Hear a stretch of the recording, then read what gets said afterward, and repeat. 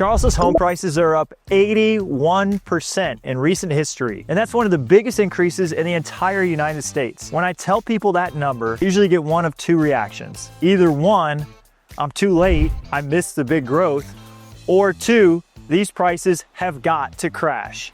Look, both of these thoughts have merit, and they're both missing the entire picture. So let's break down what 81% price increase actually means. All right, let's start by understanding the 81% increase. Let's start with the number everyone's talking about. Picture this. You bought a house in Charleston for $400,000 back in 2019. That same property is now worth around the low to mid 700s. That's not a typo. Charleston home values have climbed 81% since 2019, making us one of the top performing markets in the United States. And here's what really gets me. The National Association of Realtors just named Charleston one of the top 10 housing markets to watch in 2026. Charleston's not cooling down, it's still speeding up. Now, Charleston isn't alone in seeing big price jumps since 2019. Cities like Austin, Boise, and Phoenix also saw huge growth, but the difference is critical, and that separates Charleston from those other markets. And I'm going to break it down when we compare Charleston to 2008 market crashes. The median home price in Charleston County right now sits in the mid 600s. 6 years ago, prices were in the mid 3s to 4s. But raw numbers don't tell you the whole story.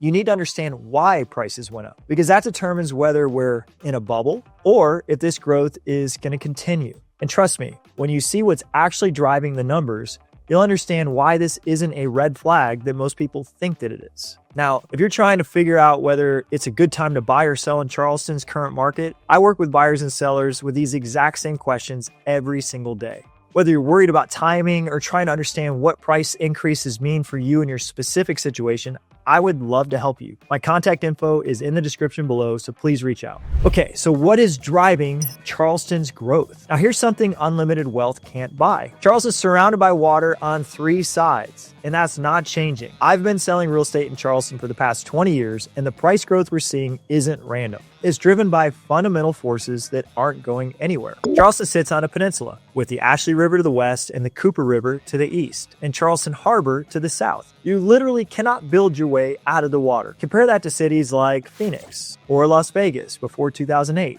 Those places could build in every single direction. But Charleston, it's boxed in. The downtown peninsula is only about 8 square miles, and most of it is already developed or protected by historic preservation rules. The entire downtown operates under strict regulations from the Board of Architectural Review. You can't just throw up new subdivisions in South of Broad or French Quarter or high-rises because they are restricted. Also, our barrier islands face the same constraints. Sullivan's Island caps building height at just 38 feet. And wait until you see what that scarcity means for investment potential when we get to the 2026 market outlook. The numbers I'm going to show you will surprise you, so stick around. Now, you're never going to see high-rise condos packed into these islands like you would in Miami.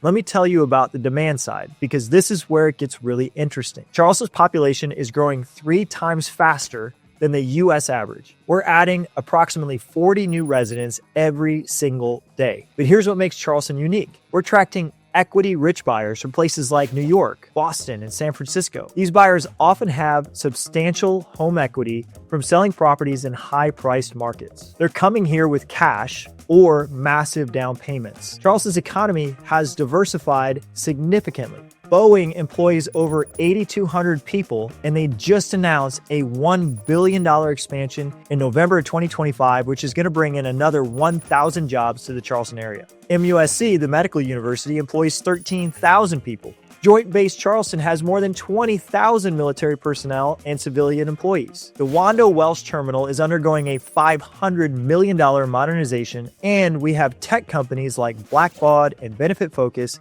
who have headquarters here in Charleston. That is called economic diversity, and it creates sustained demand. People are coming for a lifestyle backed by real economic opportunity. But this supply-demand combination alone doesn't guarantee stability. Which brings us to the real question everyone is asking. Is Charleston different now than the crash of 2008? So here's the thing. I watched Vegas lose half its value in 18 months. Charleston had a correction in 2008, don't get me wrong, but it was nothing like that. You want to know why? I was here. I was selling real estate at that time. I watched Vegas and Phoenix and Miami and Florida get hammered on prices. I have friends in those markets that were trying to sell homes at half the price and they couldn't get rid of them. Charleston had a correction, but it just wasn't like that. We were one of the strongest markets during the market crash of 2008. So what caused the 2008 crash? It was subprime mortgages that flooded the market between 2002 and 2006. We're talking 14 trillion in mortgages. Banks were handing out loans to anyone. If you want to see exactly how this all played out, watch the movie The Big Short. In that movie, they understand that every person is getting a loan whether they can qualify or not. And that's what happened. It was called no documents. You did not have to verify that you had a job. You just had to have a credit score and they would give you a home loan.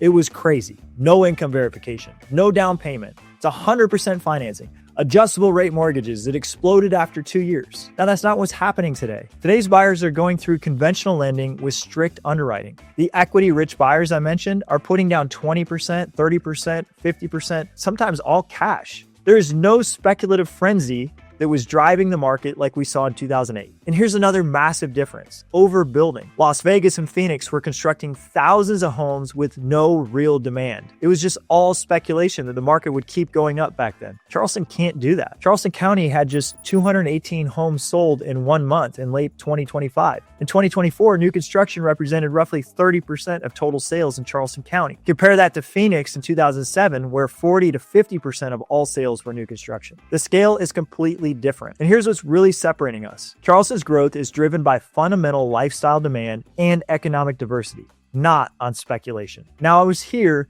in 2006 selling homes, and there was a lot of speculation buying. People thought they would get rich if they bought a home and held it, so they'd buy 10 of them. That's not happening today. People are moving here because they actually want to live here. They're not just buying homes thinking the market's going to make them rich. In 2008, the crash was about speculation. Charleston in 2025? Well, our price growth is about scarcity and authentic demand. During the pandemic, people could move anywhere they wanted. Jobs became location independent. What happened is they moved from the Midwest and the Northeast to Charleston, and they continued to keep their jobs from the Midwest and Northeast, but live here. Now, does that mean there's no risk of prices going down? Of course not. But the risks you actually face are different than what most people worry about. They're worrying about a crash. I'm not saying that's impossible, but it didn't really crash in 2008. The market dropped. It didn't crash. And we have way better economics today than we had then. So what are the real risks that buyers should watch out for? Now, does this mean there's zero risk? Of course not. But the risks you actually face are different than what most people worry about. I just did a complete economic forecast of 2026. I looked at all of the biggest names in real estate, from Realtor.com to Zillow to the National Association of Realtors to the biggest brands. Every single prediction had price increasing in the country in 2026. Not by much, by 2 to 3%. In Charleston, maybe 4%. But that's not backwards prices. There is not a single forecast that has prices declining in 2026. But it doesn't mean that it couldn't happen. So what are the real risks that buyers should watch out for? Look, I'm not here to blow sunshine. I just really like being real. And there are real challenges in Charleston's market, but they're not the ones most people worry about. The biggest risk is not buying in 2026. Interest rates dropped into the 5s in late 2025. That instantly qualified 20,000 millennial buyers in the Charleston area who could not afford a home in 2025. Think about that for a minute. To me, the biggest risk is staying out of the market. Interest rates dropped to the low 6s to the high 5s in Q4 of 2025. That instantly qualified 20,000 millennial buyers in the Charleston area who could not afford a home in 2024. Think about that. Charleston now has 20,000 new potential buyers entering the market. Charleston only sees about 16,000 total home sales a year. What do you think is going to happen to prices when 20,000 more people can now afford a home that couldn't before? On the news, I predicted Charleston would see up to 6% price growth in 2026. Now, I've got a little bit more time to analyze all the data. I still think we're going to see between 4 and 5% price growth. But when I give you the market outlook in a few minutes, I'm going to show you why I think that's actually conservative. So stay tuned. Now, based on watching this market for over 2 decades, I think we're looking at 20% to 30% appreciation over the next 5 years. Here's the math. If you can afford a $500,000 house today, and you wait, that same house will cost you around mid-6s in 5 years. That's over $150,000 in equity that you would leave on the table.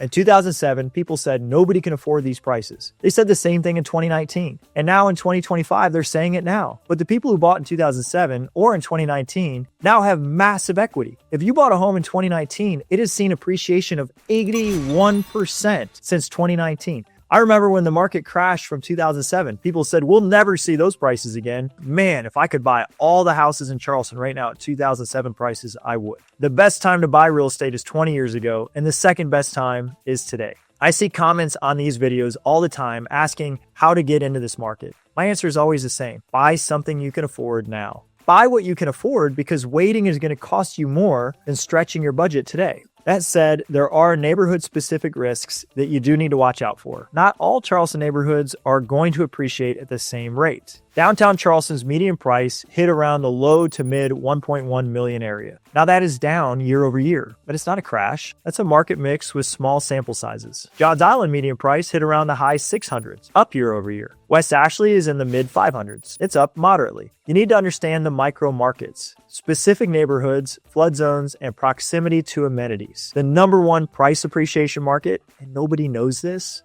was Hanahan in 2025. Why did Hanahan grow so much? Well, man, if you've been watching these videos, I said Hanahan was one of the best buys you could get. It's so close to Daniel Island, so close to the beach, so close to downtown, and the prices were the same as Somerville, which is an hour away from all of those things. Well, Hanahan saw almost 10% price growth in 2025. I still think Hanahan is a great place to invest, and I still think it has room to grow because of its location. Now, speaking of flood zones, there is another critical risk. Charleston's low elevation, averaging only about 10 feet above sea level. This creates significant flooding vulnerability. The average cost of flood insurance in South Carolina is about $625 to $740 annually, but high-risk coastal properties can run much higher, into the $10,000 a year range. If you buy a gorgeous waterfront home in a high-risk flood zone without understanding your long-term insurance costs, you could end up in a house-poor environment, even if the property appreciates. But here's what I want you to understand. These are individual risks, not market-wide crash risks. And you can control these by doing your homework and working with someone who knows these neighborhoods and the ins and outs of insurance risks, which brings us to what's actually happening in the market right now. Let's look at the Charleston market outlook for 2026. Okay, so the National Association of Realtors named Charleston one of the 10 best housing markets to watch in 2026. That is a national trade organization for realtors recognizing what's happening right here in Charleston. Local experts do forecast price increases in the 2 to 4% range. I think that's conservative, and here's why.